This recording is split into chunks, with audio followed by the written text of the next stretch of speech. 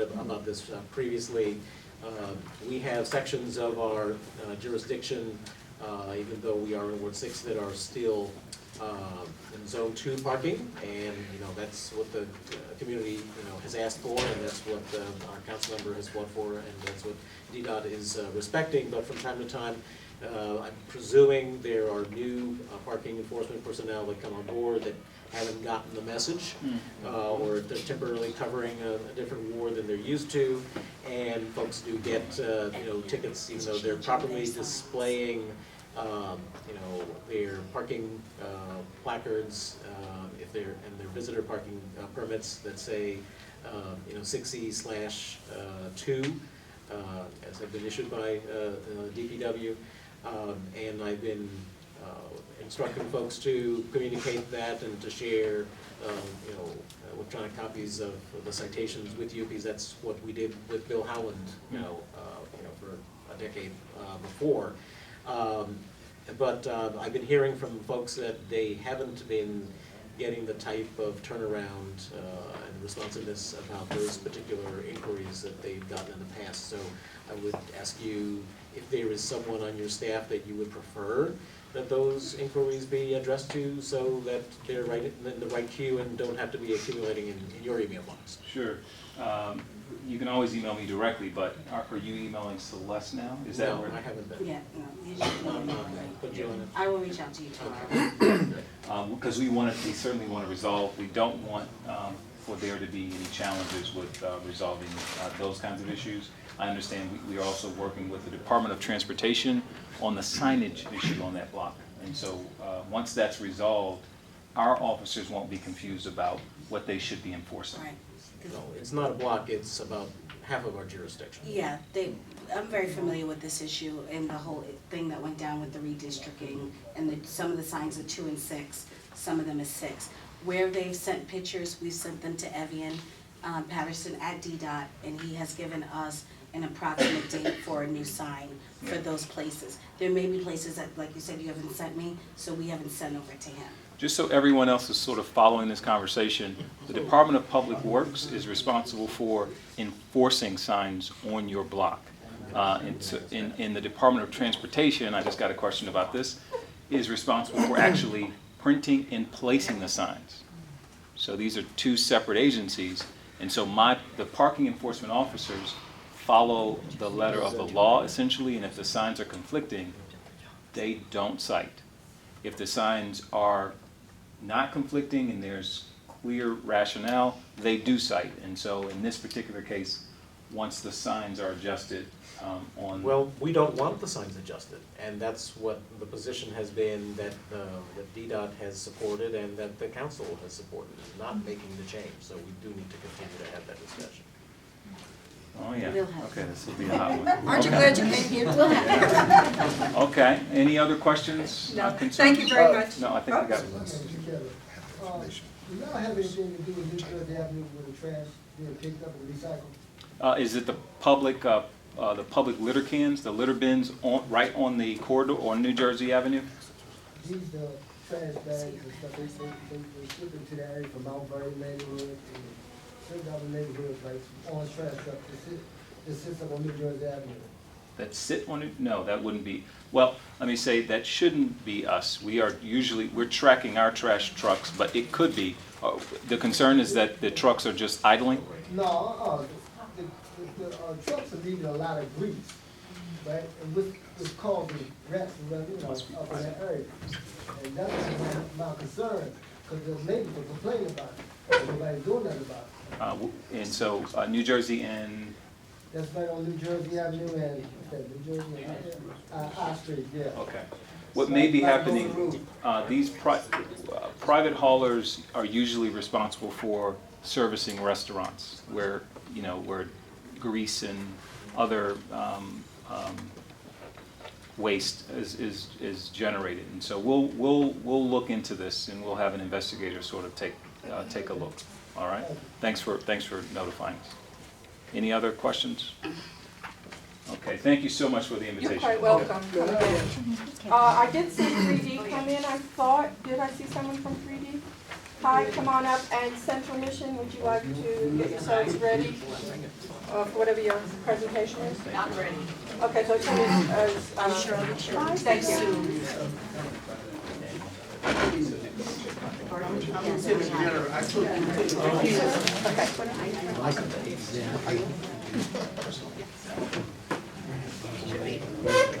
I took Lieutenant Pierce's place in 308.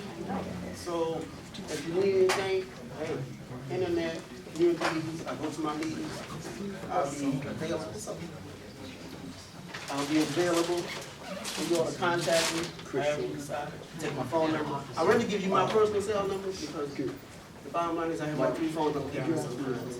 So take that, 202 Excuse me, before you do that, could you make sure you give us your name? Ronald Netter, N-E-T-T-E-R. Okay. I'm a lieutenant for 202 412 7747. I have another phone, 202 427 2081. If it's an emergency, dial 911. If it's something you want me to address at some point, you know, maybe 24 hours, I'll call you on that 412-77 and, you know, have somebody facilitate whatever needs to be. But let me just tell you what my goal is, right? And this is what I tell my officers. Do the best job I can every day I go to work. That's it. If they do that, then we should accomplish our goal. I just left some confidential stuff in the back for burglaries, people going on vacations, so you know people watching. So I'll get you some information and about fireworks so you know what the law is on those topics. But 3D, I started here back in 1992 actually. I had 1D, that 3rd and P and Q and all that. I was an officer and I had that area back in 92. When I got promoted in 99 to lieutenant, I came back here. It's amazing how history repeats itself.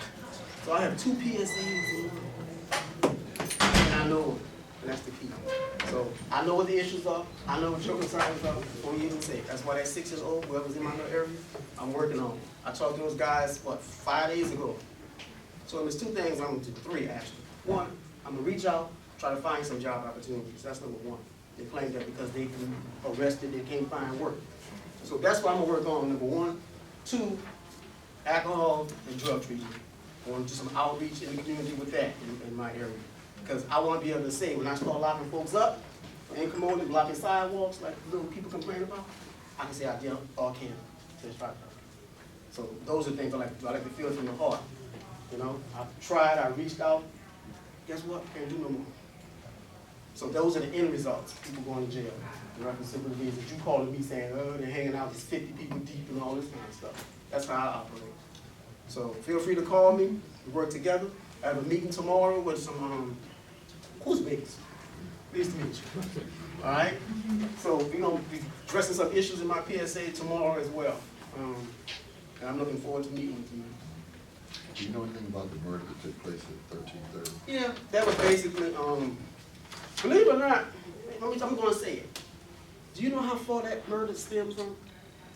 This is what I'm hearing. Don't y'all go back and tell everybody what I'm telling y'all. I'm telling you. 17 years ago. You heard me? Somebody, I'm just telling you, that guy's supposed to have snitched on somebody 17 years ago. You see these vendettas? People holding these brothers, coming out of jail, going back and doing what they need to do. And be honest with you, there's one more person that snitched 17 years ago that they're going to be trying to knock off. So they caught him or didn't catch him? They ain't catch him yet. But see, this is stuff that I'm learning from my informants.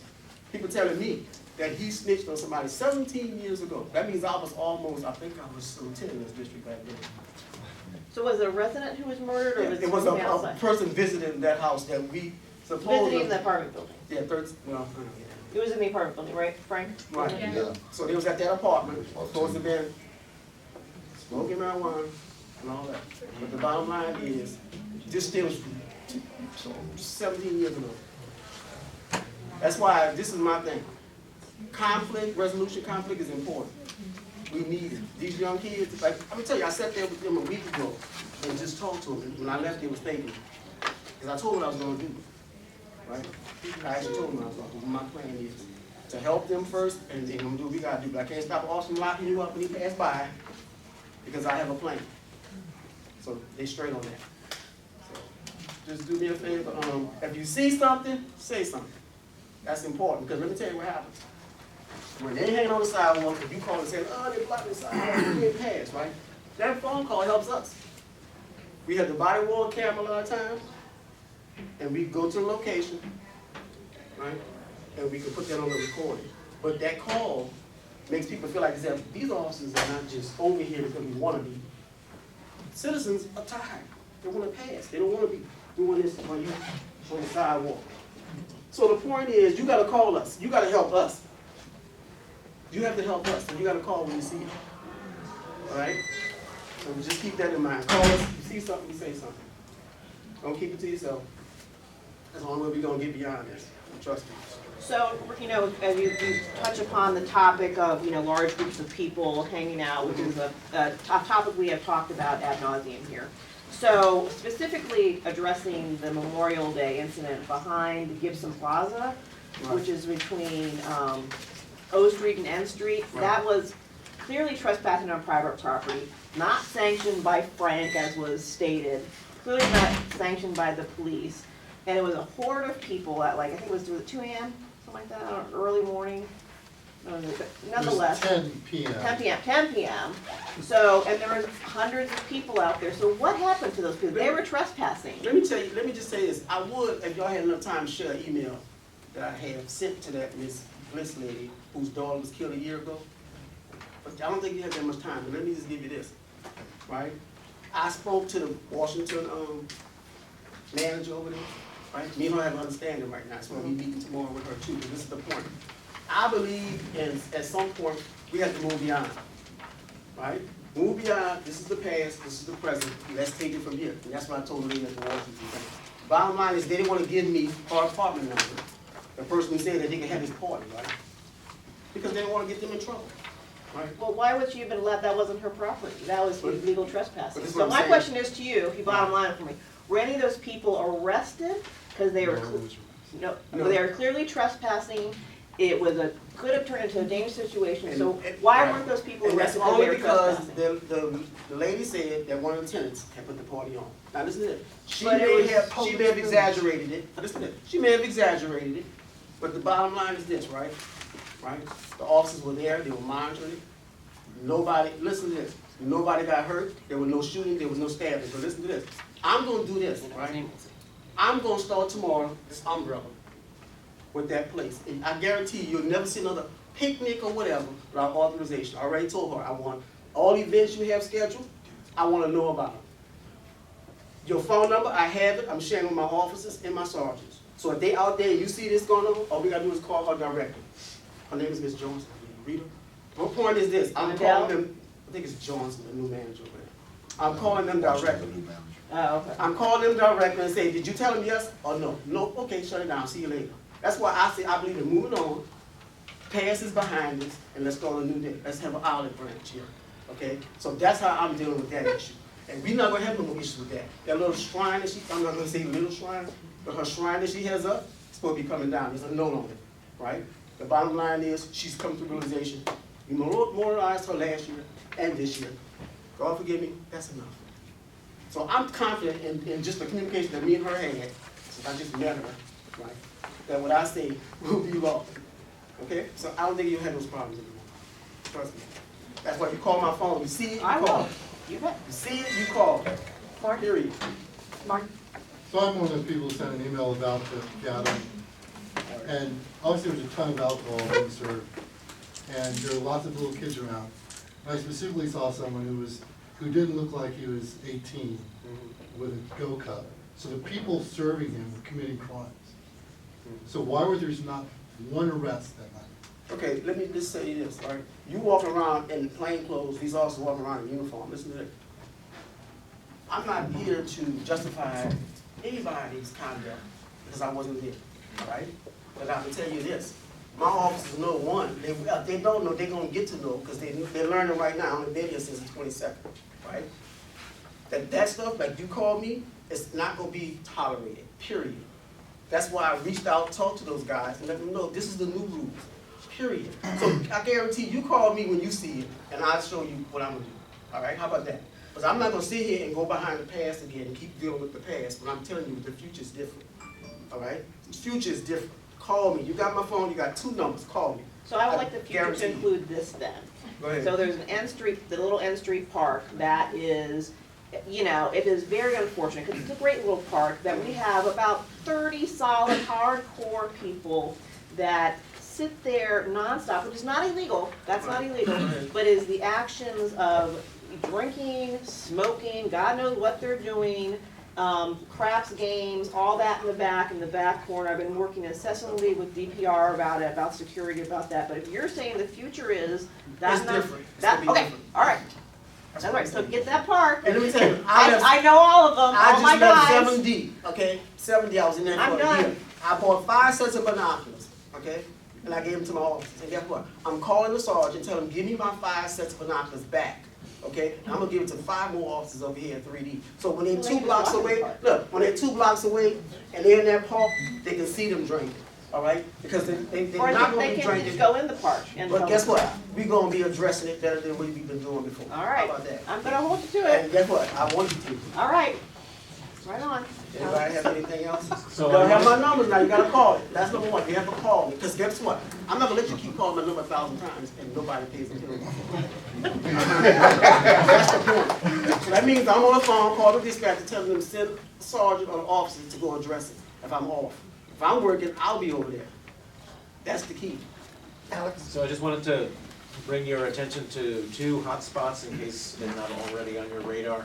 You may already have heard or gotten some emails related to Heritage at Shaw Station and Lincoln Westmoreland. So, we've been having an ongoing series of meetings because we've been getting some great cooperation from the property management and the private security on the Just talked to property her there. about 40. So, we're Alicia. yeah, we're trying to get that, Morgan, we're trying to get that solidified, we're trying to improve that situation, we need, your active I just involvement. asked her, I just had a meeting with her, last Wednesday, and I suggested a few things for her too. 1, go back to what we used to do. We used to have these association monthly meetings, but everybody was apartment complex, condo, was a vested interest in the neighborhood around them, right?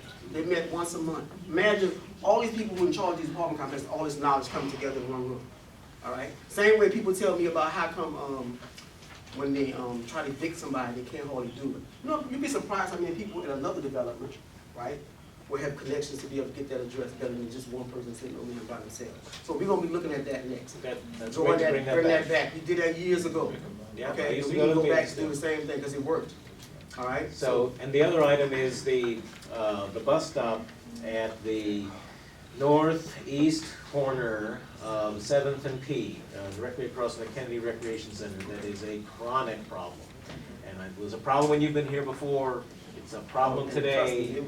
it's much better today than it was. Oh, it is. I've been a commissioner now for 16 years, so I know what, what you were dealing with back then and what we've been dealing with now.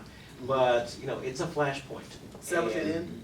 Yeah, 7th and P. 7th and P. Now, let me tell you what I just On the did. P Street side. I worked Saturday when I got off. I had a whole list, right? Check this out. I have a whole list of what every officer should be doing when they're not handling a radio run, right? When you're not on a radio run, this is your area of focus. I'm gonna break them down to zones. Zone 1, 2, 3, and 4, right? And that 7th and N gonna be in one of those zones. 7th. And they're gonna have to mark it somewhere, all right? So I'll be able to go to it and say, okay, yeah, you're taking care of that. And when I'm working, I'm gonna have to go see that's being done. So the key is, come to that next meeting, because I don't think she has a date yet. And you wanna invite him to the meeting this morning? It's in my single member district. All right, but the bottom line is, my goal is to try to make it work the best I can, all right? And I need you to help, that's why I say you gotta call, call me. Bottom line is, like I said, I don't believe in people just ignoring stuff. Now when they get paid, I have a lot to do, trust me. I'm a watch commander right now, I'm on to the radio listening to, right? And trying to make sure I come here to say hello. I left some flyers in the back, that's gonna keep you safe, robberies. You gotta read this stuff, though. You gotta read it. They're from all those, let me tell you something, people leave this stuff in their cars, right? Let me tell you, they leave this stuff in their cars, right? And they walk away with laptops and pocketbooks, book bags. Well, what do you expect? and come back and he'll be sitting right there on the back seat of the car. So your premiums go up, my crime goes up, because I care about my crime, okay? So you don't do a service to anybody, because your insurance and then your neighbor's gonna go up, because you leave this stuff in cars. So if y'all can help me get these messages out, these are examples of stuff that we're doing. Matter of fact, I actually have a 30-day campaign for crime prevention, and part of it is Steph Martin. You've probably seen flyers on cars already, all right? That's just the beginning, right? Because the bottom line is, I believe those things you can actually control, you need to be controllers. Some people gonna get robbed because of the opportunity, but Steph Martins and going to the store stealing and nobody goes back to try to find out who stole out the store, that's unacceptable. Well, Lieutenant, I appreciate your attitude. It's an improvement over some of your predecessors who wouldn't answer the calls and avoided the emails, so I had to deal with the commander instead. So I'd much rather deal with you. You don't have to do it, you got my number, you got 2 minutes. Do Thank- I have anything? Thank you so much. Mission, Central Union Mission.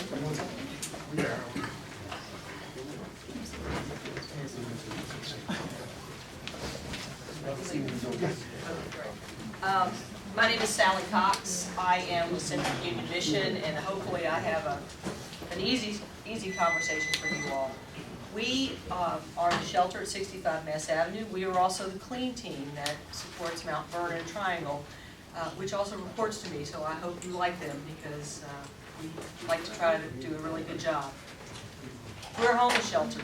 We try to find jobs. We try to think of things to do to get guys, men and women, back into society, independent and living as members of this city. So we started Mission Muffins, and we've had it for a few months now. Our idea is to take guys from we'll work for food and say we'll work for my independence and my future. So we have muffins. We have Mission Muffins. They are in the back. We have muffin tops. What we do is we train guys in the kitchen, and then we sell muffins. Usually, close to the mission now, so we're young, we're starting off. But I know we have delivered to some of you before, and people seem to like it. We also supply a coffee shop, so if you have a coffee shop, if you know a coffee shop, you know someone that might be interested in that, there we are. If you place an order at www.missionmuffins.com by 5 o'clock, the next day it will be ready. So we are, trying to make things better in the neighborhood. And we have them, if you want these, there are a number in the back. We have muffin tops that looks like they took the muffin, sliced off the bottom, and you have this flying saucer that's wonderful. We have mini muffins, we have muffin, like little loaves. If you read, and the person who manages it for me, he lived at the mission as well.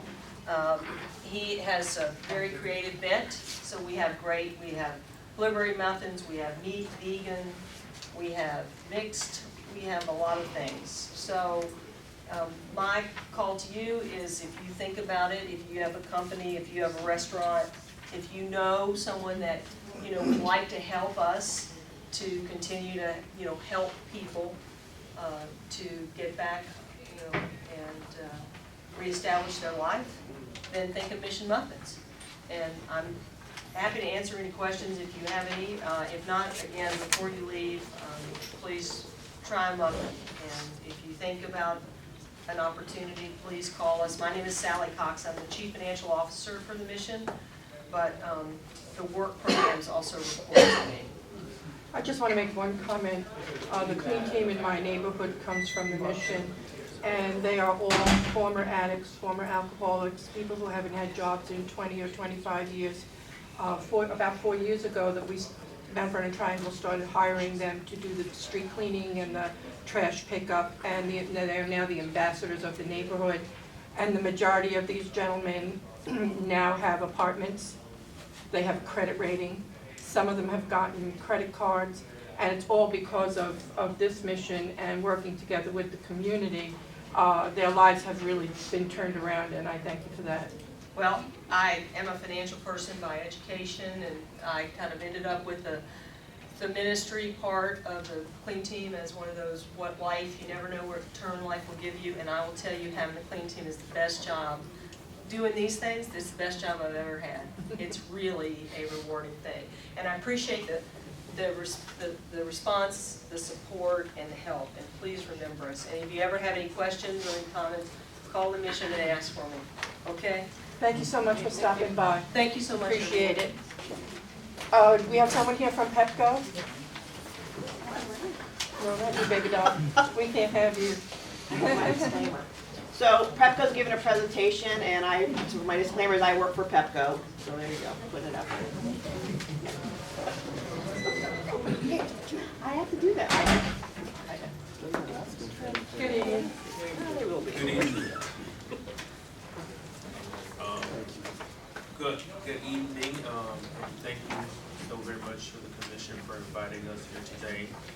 My name is Trevorus Popak. I am a public affairs manager at Pepco, and I'm joined by Mark Battle, who is the vice president for Pepco region, as well as Robert Andrew Titus, who is a project manager in the project management department.